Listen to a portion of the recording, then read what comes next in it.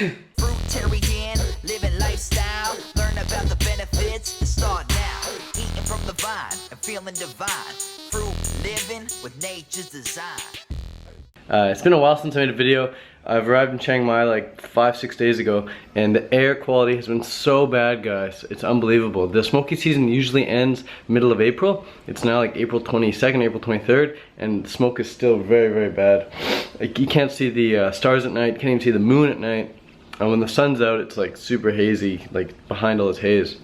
I've still been training in the smoke, but my nose has been plugged. I've been having all this coughing up all this snot, and it's pretty nasty. But I want to let you know how you can get off salt forever. I don't think salt is a necessary part of anyone's diet. I believe we can get enough sodium from plants and fruits and, you know, raw living foods. We don't need salt from the ocean. People ask me, Ted, what do you think about sea salt? And I say it belongs in the sea.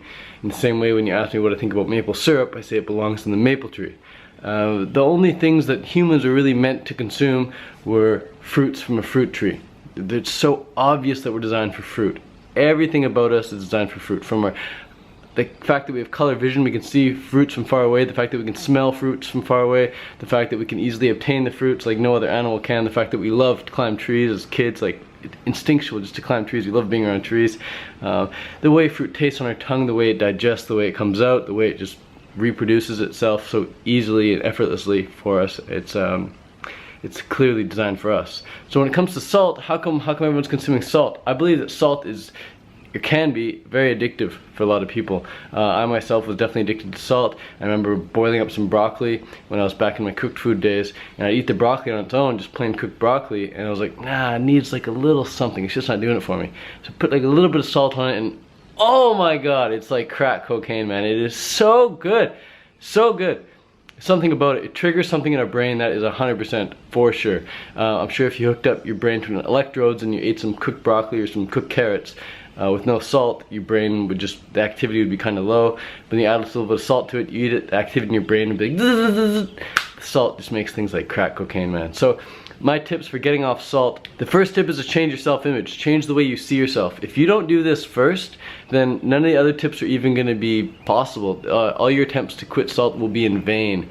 You must change the way you see yourself if you wish to change your results. So change the way you see yourself, in that you see yourself as someone who doesn't consume salt. You see yourself as someone who just lives on raw fruits and vegetables. And I say no salt. Why no salt? First of all, let's just back up a little bit. Salt sucks because it sucks the water out of you. Salt sucks because it sucks the water out of you. It doesn't give your body anything it needs. In fact, it takes away things. Yeah, your body needs sodium, but it can get it from coconut water, it can get it from celery, it can get it from watermelon, it can get it from all sorts of plants and fruits, no problem.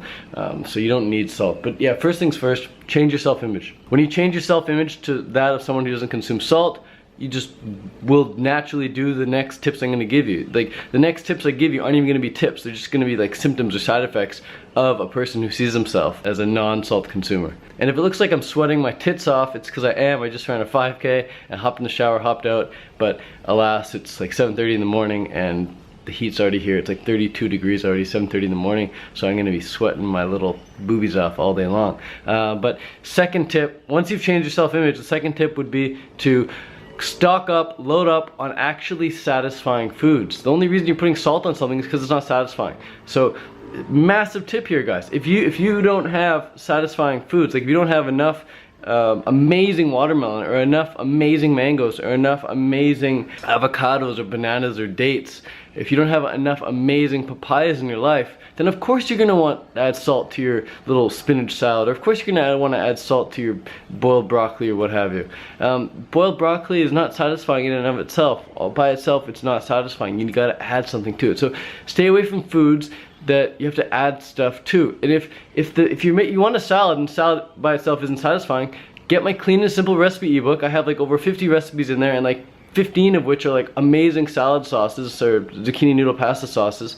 You pour that sauce on your salad, and that sucker's satisfying, man. That sucker is so satisfying. That sucker will fill you up, and it'll actually make you pretty stuffed. Those salad dressings and those zucchini noodle pastas kept me going for a few years in Canada. No salt needed. No salt needed. So second tip recap, load up on satisfying foods and eat satisfying foods. If you think you need salt, it's because you're eating unsatisfying foods. Tip number 3 would be to get enough sodium-rich foods in your diet. So throughout the day, snack on coconut water. Coconut water is full of sodium. Snack on tomatoes. Tomatoes got a good amount of sodium in there. And snack on celery.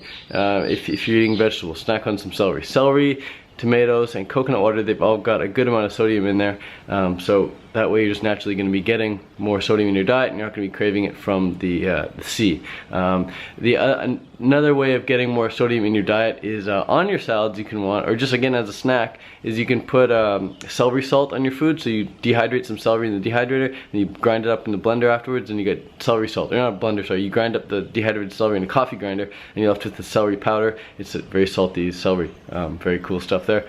Or just get some seaweed, get some nori, get some kelp, and sprinkle that on whatever you want, and there's your natural sodium there. But even that, even seaweed, I would stay away from. That's definitely a next step up from sea salt, but it's still kind of going to dehydrate you. It's not meant for human consumption. Maybe if we are going to consume it, it's going to be in very, very small amounts. In nature, I believe we jump in the ocean. You know, we'd hop out, and by jumping in and out, you know, we get some salt in our face, our lips, and our tongue, and we swallow a little bit and get good to go through our skin as well. But we're never gonna boil a bunch of ocean water and get it down to the granules of salt and consume that. And then my 4th tip would be to sweat out all the excess sodium that's already in your body. You can do this by going to saunas, going to steam rooms, but my best recommendation would be to either go to a tropical country like Thailand and just live in Thailand and sweat it out all the time, and not go to the gourmet vegan restaurants that everyone goes to every night here. Or go to spin classes. Go on a join a spin class group and just ride your bike on the stationary, on your watt bike, on your power bike, on your home trainer, on your turbo trainer, whatever you want to call it, and just spin on your stationary bike trainer, and just spin, man. You'll sweat so much in like 10-15 minutes indoors. The goal is to sweat your arse off. Another great way to sweat it out is Bikram yoga. I remember my sister, when she first went raw vegan, she said the thing that kept her raw easiest and off salt easiest was by going to Bikram yoga all the time and then going to the sauna all the time. So those two things also keep you warm in the winter, so you're not going to be craving that warmth from the cooked food, which I believe is, you don't crave warmth from cooked food. If you wanted warmth, then you'd, well, maybe you mentally are drawn or attracted to the comfort factor of the warmth from the cooked food, but it's the addictive factor of the cooked food that makes you want to go eat it.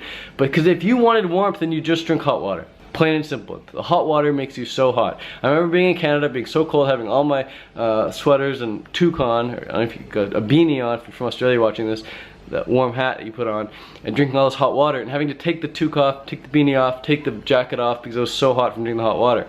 So drinking hot water makes you just as hot as eating cooked food does. So you don't need to eat cooked food for the warmth, you just drink hot water.